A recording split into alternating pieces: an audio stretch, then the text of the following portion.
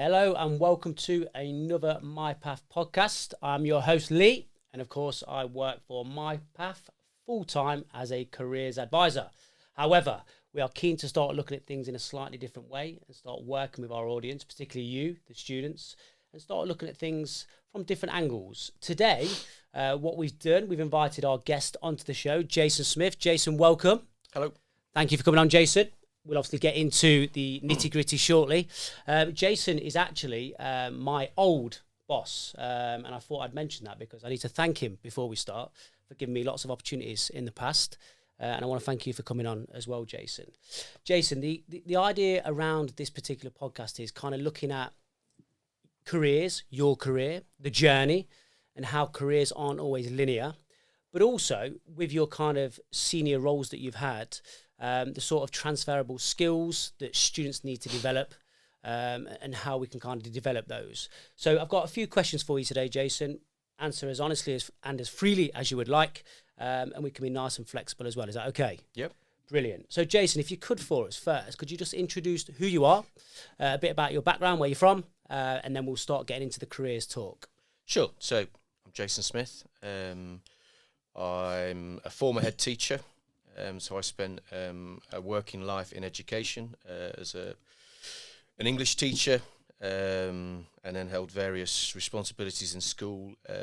My last responsibility was working as head teacher for 10 years. I'm a local boy from Leicester, born and bred in Braunston. That's about it. Thank you, Jason. So talk me through your initial steps in education with regards to your school life. Yeah, so I was okay at school, certainly nothing special. I liked English. I guess I had an affinity with my English teachers. I think sometimes school was also a bit of a refuge for me in terms of it was quite different from home. And yeah, so I stayed on to do A-levels. I did all right. BCE, not particularly good. I went to university when I left school, but it didn't work out. I went to Demont, moved in with two guys that got jobs. That was a massive mistake. Lasted about 4 months before I dropped out. Did some work for the next couple of years, temp jobs, worked for a bank, drove a van, did various things that I didn't like very much, and then I went back to university. So, Jason, I thought I knew you quite well based on our relationship at work. However, I didn't know that you'd kind of dipped out of education before you jumped into teaching. So did you set out to be a teacher, or did you set out to kind of just go with the flow? What was your plan? When I first went to university, I don't think I had a plan. I didn't set out to be a teacher. I was interested in writing. I was interested in books. I was interested in literature. I think probably when I was 18, if I wanted to be anything, I wanted to be a writer, but I had absolutely no idea what that meant or how you would go about doing that. My dad works for British Gas, my mum was a hairdresser. I don't know how you become a writer. I liked books. So I thought I would go to university and study books. I struggled a bit with, I probably had a bit of a chip on my shoulder about, I don't know, not being middle class. And all my mates didn't go to university, and I was hanging around with all my mates that didn't go to university, which probably wasn't the smartest move. So no, I certainly didn't go to university the first time thinking I will become a teacher. When I went back to university after 2.5 years in the workplace, I said to myself, I need a degree. I want the sort of job that is a degree job, and I probably will go into teaching. I don't want to work for a bank. I don't want to make money for somebody else. I don't want to work in business. I want to do something that's meaningful. And I went back to university with somewhat more of a purpose. And in terms of that purpose, what degree did you sit? I've got a BA in Combined Arts, which isn't a particularly impressive degree. On my CV, Lee, it says literary studies. And if you ask me when I was working, I'd probably tell you I've got an English degree. But the truth is it's a Combined Arts degree. Nothing wrong with Combined Arts, by the way. But I've got the degree I could get into with my A-levels. I didn't have good enough A-levels to go to Warwick and do English literature. I would have loved to have gone to a good university and studied classic English literature. But I didn't have the grades. So so you went to Demont the first time, and then you dropped out, spent a couple of years kind of, I'm guessing, just bitting and bobbing, a few jobs, which perhaps made you realise that I really want to get back into education. Where did you then go? Which did you go back to De Montfort, or did you go to a different university? No, I went to University of Greenwich, Okay. which is Thames Poly. Right. Okay. And again, and I don't get me wrong, I think I got I got a good degree, and again it's more of a combined arts degree, where I did some philosophy, I did a lot of English, where you chose units, and again, it's not the most prestigious degree in the world. Any success I've had in my career has not really been down to a set of outstanding qualifications. What's it been down to? Graft. Grit. Yeah, graft, yeah, hard work. Which we'll get to. Talk to me, Jason, a bit about life in London, because a lot of the students I see now, particularly those that are kind of just about to select universities, they're often deterred by London to an extent because of prices, which I completely understand. I don't want to say back in the day, but when you chose to go to a university in London, classed as London? Yeah. Yeah. How did it work then? Were fees extortionate? Well, I'm old, so fees weren't too bad. Yeah. But I'm not that old, so it wasn't all completely free. It wasn't like the heydays of everything was free and you could sign on in the holidays. Yeah. But my degree was essentially free, and I got a small grant, and then student loans had just started. Okay. So I know you hear, we all hear terror tales now of young people leaving university with what sounds to me like, mortgages. Yeah. I borrowed £1,000 a year, and so after 3 years I owed 3,000, and after my PGCE I owed 4,000.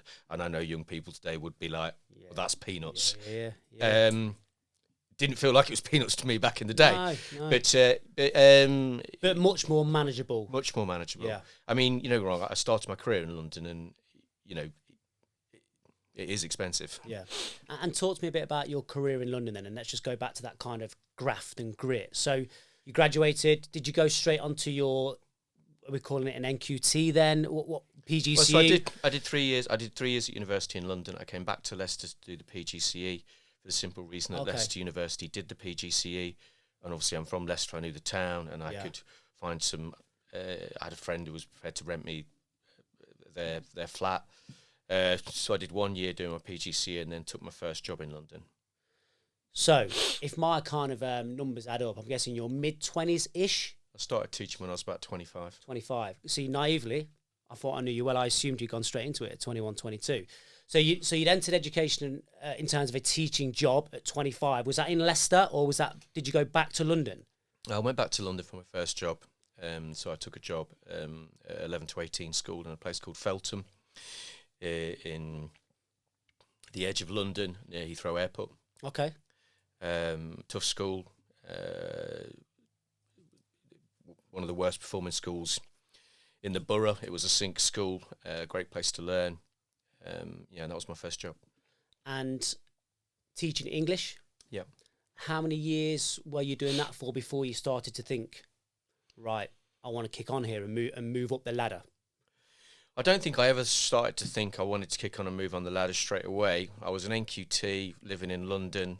I can't remember what I was getting paid, but it wasn't much. I was renting a flat on Clapham Common, but I couldn't afford it. I was paying expenses to get a train and a bus to work. By the end of the month, I was skint. I was doing well at work. Of all the NQTs, I think they quite liked me because all the rest of them, as you said, were all about 22, 23, and it was a tough place. And people, they kind of liked me because I had a couple of years' experience and I was a bit more realistic, and I was a bit more realistic about the kids. And so at the end of the first year, they pretty much offered me a promotion. They asked me if I wanted to be an assistant head of year. I didn't know what that meant. They said, you don't have to be a tutor anymore. I liked being a tutor, but they were going to pay me more money. And frankly, I was skint, so I took the job. Okay, so in terms of kind of the realities of life, you didn't really set out to actually kind of move up the ladder. It was a case of, I kind of need a bit of extra money here. And you know what, I'm getting on all right here. Maybe I'll give this a go. Yeah, definitely. I think when I first, I'd done, like I say, I'd spent 2 years doing jobs that I didn't enjoy very much. I didn't go into teaching thinking that, I would be a leader or I'd be a head teacher. I was grateful to be a teacher, and I wanted to be a teacher, and I wanted to get better at being a teacher. And I was in no desire to think about being anything else. I think, when you commit to something and you decide you're going to do something, then you should take that seriously. And I took it seriously. And, I was reading a lot of books. I was thinking about it. I wasn't looking for promotion. I wanted to be a good teacher, but I also wanted to pay my rent. Yeah. But that is a reality, right? Yeah. We obviously talk a lot to students about what drives them and what motivates them. And some children will sit there and say, well, I want to help people, I want to progress. But some will say, sir, I want to earn money, and that's the true reality, right? You've got to earn money. So, it's about trying to find a balance, I suppose, isn't it? Doing something that you perhaps enjoy, that's fulfilling, but also, we need it to pay the bills, right? Yeah, definitely. I mean, it wasn't just, it wasn't certainly just, I didn't go into teaching for pay as such. I mean, I wanted to do something that I felt had meaning. I think I was probably always looking for some sort of meaning, and I found it in teaching. I did a lot of other jobs that I didn't find any meaning in, and therefore I wasn't particularly good at them, and I wasn't particularly reliable at them. Yeah. I'd not turn up and I'd be a bit rubbish. Yeah. And when I went into teaching, I wasn't like that. I turned up every single day. I never took a day off. You found your calling. I never shirked anything. I worked hard at it because I thought you should, because it's public money. You're a public servant. There's an element of duty in it. You ought to be, you ought to take it seriously. You shouldn't do the job if you're not going to take that seriously. Completely agree. You spoke about how you kind of entered the pastoral world. Was it an assistant head of year, did you say? Yeah. And I know that our paths eventually crossed probably a few years later than that. Yeah. And you recruited me for my first job in pastoral in Leicestershire. So you've kind of fell into this role alongside your teaching. Was that your thing as well? Did you really find the pastoral side of things meaningful, or did you like the challenge? I'm guessing it was quite a challenge in London. I did like the pastoral. It wasn't a conscious choice, like I say initially, but I think, I wasn't so much older than the other NQTs, but I don't know. I guess I'd had a real life. I'd been in a few scrapes, and I got on well with the kids and and the families and the community, and I enjoyed the community, and I've always enjoyed that about school. I mean, obviously, I suppose on one level you go in and you can impart your subject knowledge and you can leave. That was never me. I was always like, I'm part of the community, I'm part of the school. We're watching the football team. We're involved in the school play. We're involved in these kids' lives. We're involved in these kids' parents' lives. We're trying to make this community a better place. We're trying to, and so pastoral did fit, yeah. And I think I was probably quite natural at. I wasn't too shocked when the things you see happen that you see happen when you work in pastoral. Yeah. And I think as well, when we think about pastoral, without wanting to get too deep, it's those layers, isn't it? Or the Maslow, it's about, you want to help educate that child and get those grades, but ultimately there's so much more that's wrapped around that. And if you've got that kind of pastoral influence as well, you can build those blocks with the children to kind of get them where they need to be academically as well. Yeah, definitely. I think I certainly in the early days was like, obviously, like I say, the first and foremost, you're a teacher, but sometimes you can't teach a kid if, they're not had a proper night's sleep and something to eat and they're not being looked after properly or whatever it is they've experienced. So sometimes you've got to deal with some of the other stuff before you can get to the holistic stuff. Before you can get to the education. And with this in mind, Jason, you've obviously found your thing. You're really passionate about it. How did we go from kind of that additional role to I'm moving towards leadership here? So after being assistant head of year for a year, I think probably the head teacher had some sort of plan in mind. The head of year that I was working for got promoted to the senior leadership team, and so it seemed only natural that I would become the head of year. Which I did, and I enjoyed. I was probably quite young to be a head of year then. And so those kids were in year 8, so I was head of year, so naturally I was going to take those students through to the end till they finished, which I did. Okay. And then did you then move on to... Yeah, then, and again initially, and it wasn't... I guess initially, I had a head teacher that had a lot of faith in me, and at one time it worried me a little bit because I thought he might have too much faith in me. But he was very kind to me, and I think he saw something in me, but he very much encouraged me, and he put me on the leadership team, and to be honest, I didn't really want to be on it. But I did go on it, so sort of assistant principal. But it was probably a bit early for me, but... Yeah, a baptism of fire. Not necessarily. I wasn't done with main scale teaching. Yeah, I understand. So you've kind of dipped your toes into leadership before you expected, before you'd first anticipated. Did you stick around in leadership at that particular school for quite some time? So only for probably about 2 years. So I did 7 years at that school, I think. Saw the kids through 5 years, and then did 2 more. And then I was on the leadership team, and I moved back to Leicester. And the first job I took at Leicester was head of English at Longslade. And that was a demoted post. And I remember meeting quite a few people at the time. Certainly people at the school in London were like, "What are you doing?" It's like, "I'm taking a head of English job." They were like, "But that's crazy. You're an assistant principal. That's a demoted job." I said, "What's the job I want?" Yeah. So that's fine. Yeah. I'm going to be head of English. And so I took that role as head of English and had a whale of a time. Then it was then really that I thought about leadership. Yeah. And you thought about leadership.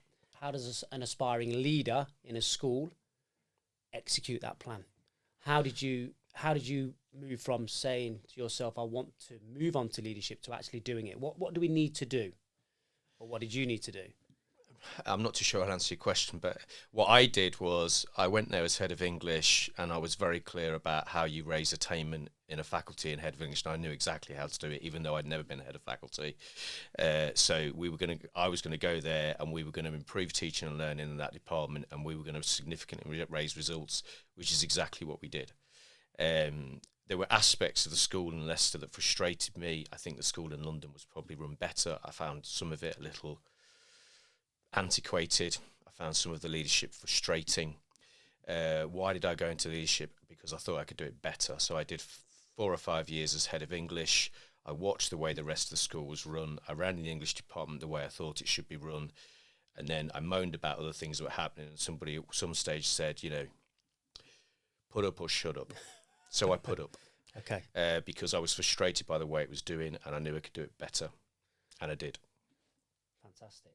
So you went from head of English into leadership. Was that, I know that a lot of structures change now, but what was that, like an assistant principal type role, an associate principal? How did it work then? So it's quite was it about 15 years ago maybe? Yeah, it was quite frustrating initially. So you go from being head of English where you've got autonomy, you run your team. I used to call it Independent Republic of English. I used to ignore everything the school said. Not everything, but we did used to do things our own way because I didn't think the way they were doing things was right. But then you become an assistant principal. Don't get me wrong, now they're probably quite interesting roles, but back in the day you were very much on the junior ladder, making the tea or whatever. So initially my initial leadership, in many ways I had less autonomy than I did when I was head of department. Yeah. But and am I right in saying that you went into the pastoral side? Yeah, initially, but I did do pastoral initially. Yeah, and moved across to the teaching side. Because even though I didn't know anything about data or targets, I knew I could do that better as well. So you kind of did you have a number of roles in leadership before you then took the big step of being in charge?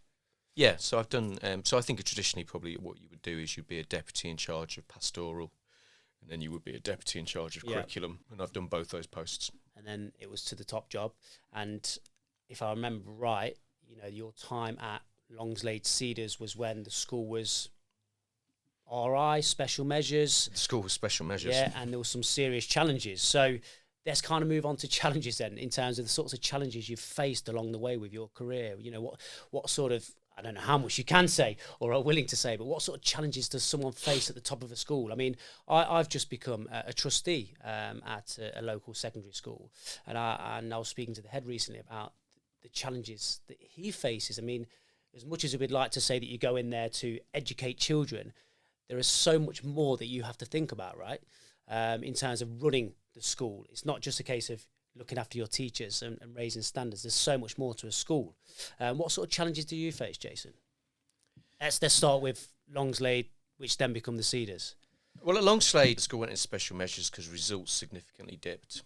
I wasn't in charge of curriculum when that happened, but the results went basically below floor. Below 40%, we knew we'd go into measures, and eventually they came and put us into measures. Ironically, that year we got the best results we'd ever had. However, I guess once the school is in measures, things become a bit topsy-turvy. Head teachers come and go. It was the early days of multi-academy trust. One academy trust came in, and then they disappeared. People came and went, and I suppose eventually I've been the only constant, and so I think they saw somebody suggested, well, he's the only one left in the room. Maybe we best give him a go. That's not entirely true. But essentially, I was a battleground promotion. I was there. I was working hard. I tended to know more than anybody else about the school in terms of what was going on. And it was a battleground promotion. And so I was acting. And then that acting became permanent. And we took the school from special measures to good I guess that was a period of about 18 months. And then as soon as the school was good, it wasn't long after that we merged with the high school next door. Mergers in Leicestershire between high schools and upper schools had not gone well. And that merger was relatively successful. And then, so the new school, the Cedars Academy, I led for the Lionheart Academy Trust, and then that school was good 3 years later. And then I moved to Chishmeadow. I'm not too sure I answered your question. What are the challenges you face? Head teacher's a crazy job. I loved it and I enjoyed it, but it's not really a job you can prepare yourself for. I'm an English teacher. What am I good at? Teaching English, reading books. Does that help you, make the drains work, make sure the kitchens can serve the food, that the site is robust and safe, and, the trees need pruning? It doesn't do any of those things, but I guess you're in charge of the organisation, you're leading it, and you have good people in place that do know what they're doing. I'm guessing every day's different, right? Yeah. You never really know what you're about to face. Yeah, it's an enjoyable job, crazy job, but fun. Enjoyable.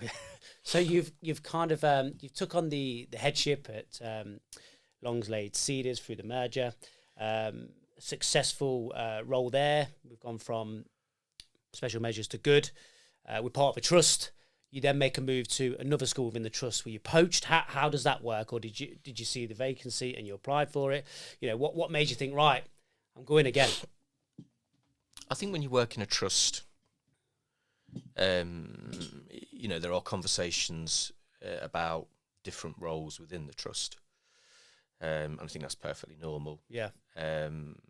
And Judge Meadow had recently come into the trust. And so, I had some conversations about. I wasn't, in answer to your question, I never have in my entire life. Maybe I should start now. Actually, I've never looked in the TES. I've never looked at. It's not even the TES anymore, is it? But I've never looked at adverts for posts. No. Never. And I certainly wasn't looking for a new post. However, there was a bit of me. I'm a city boy. I live in the city, and I was tempted by the idea of being the head of a city school. And so the opportunity came up within the trust and I applied for it. And you did 6 years? 6 years. 6 years.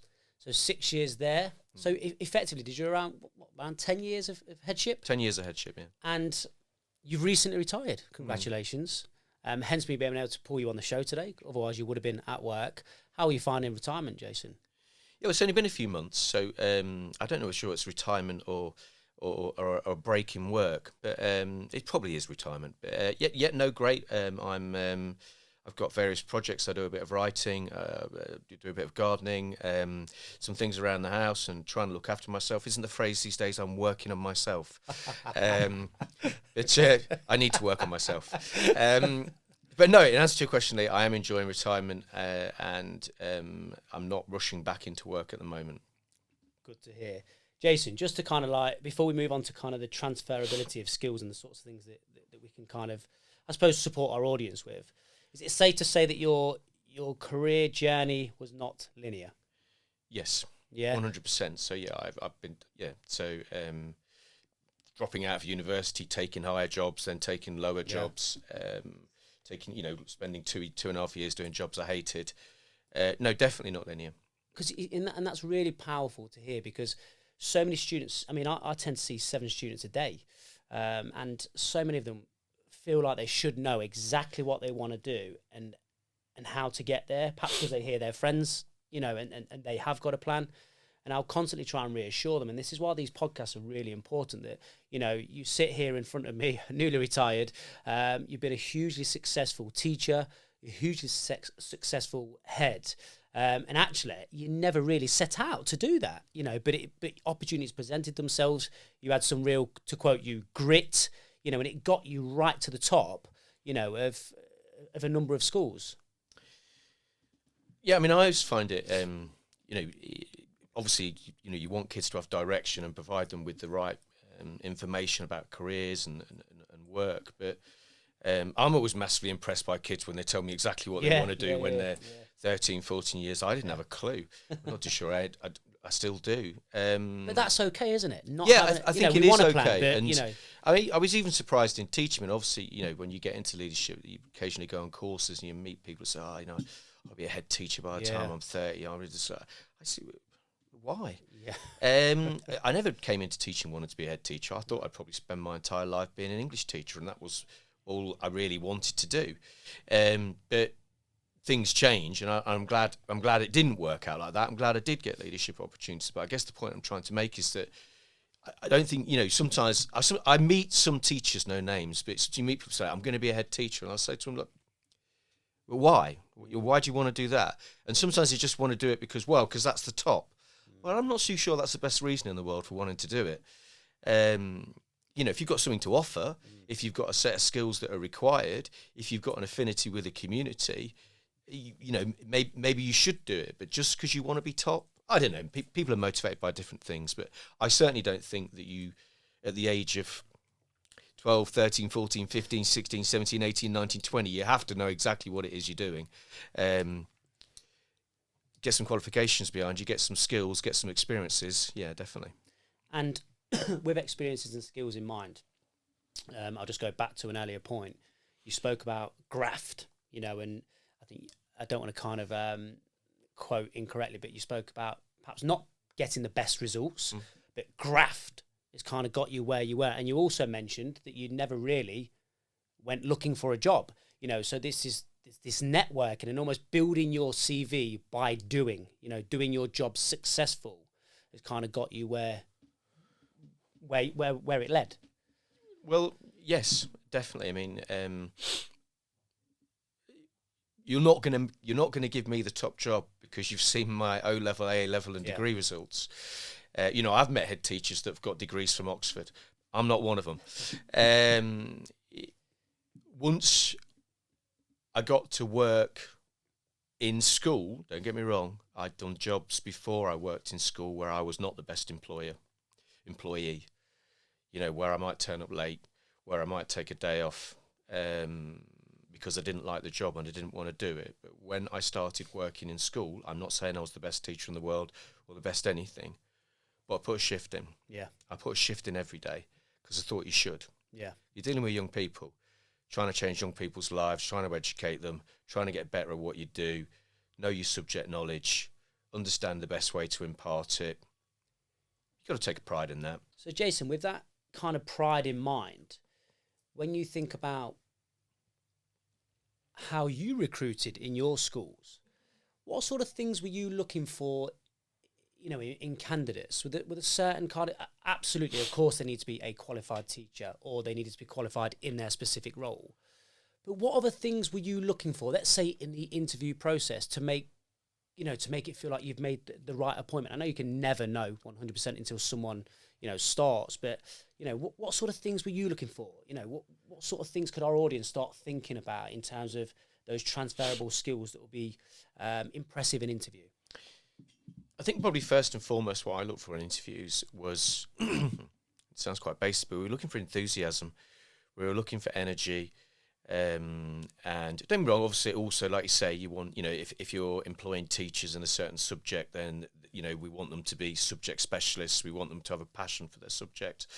But more often than not, we were looking for passion. I was looking for passion, for energy, for enthusiasm, for someone that I thought would connect with young people, someone that I thought would work hard, that wanted to do it. And I know none of them are, you know, they're all quite soft skills in a sense, but I want someone that's going to turn up every day and put a shift in. I want someone that's going to care about it. I want someone that's talented, obviously, But energy, passion, enthusiasm, I would say, would be the key three things. What I was looking for, and you're not just, when you're head teacher, you're employing all sorts of staff in schools, not just teachers. Yeah. So we know that, your academic qualifications are crucial to, I suppose, to get the interview. You need to be qualified in what you do, but actually setting foot in that interview room, your work isn't done. You've got to impress. You've got to come across with energy. You've got to, show how much you want something. Yeah, well, you can't get through the door, can you, unless you've got whatever is the set requirements to get in. And if we were talking about a teacher, you don't get through the door unless you've got your 5 A star to C, including English and Maths, your 3 A levels and your degree and your PGCE. That gets you the interview. That gets you through the door. Yeah. Then show me. Then if it's if you're a maths teacher, then show me that you're mad passionate about maths and you want to convey that to young people. You want to work in a school and you want to make a difference. Jason, that's really, really powerful. I'm going to bring it to an end now, Jason, because I think you've kind of concluded with the tips. I was going to ask you what sort of tips, but you've nailed it. You've given the tips there, and I think spending some time with you, obviously I know you quite well, but just listening to your journey is fantastic. So thank you for coming on. There's clearly loads and loads of key messages that have come through there. And just going back to kind of, I suppose, our objective today, your career hasn't been linear, and you've given some really, really good tips for students around the transferability of skills and what, someone in a senior role might be looking for in an interview. So I really appreciate that. I'm going to draw it to a close there, guys. Thank you so much for listening. We are recording a number of podcasts, so do please keep an eye out. And that leads me to say thank you, Jason. Well, thanks for inviting our boy out. Thank you very much.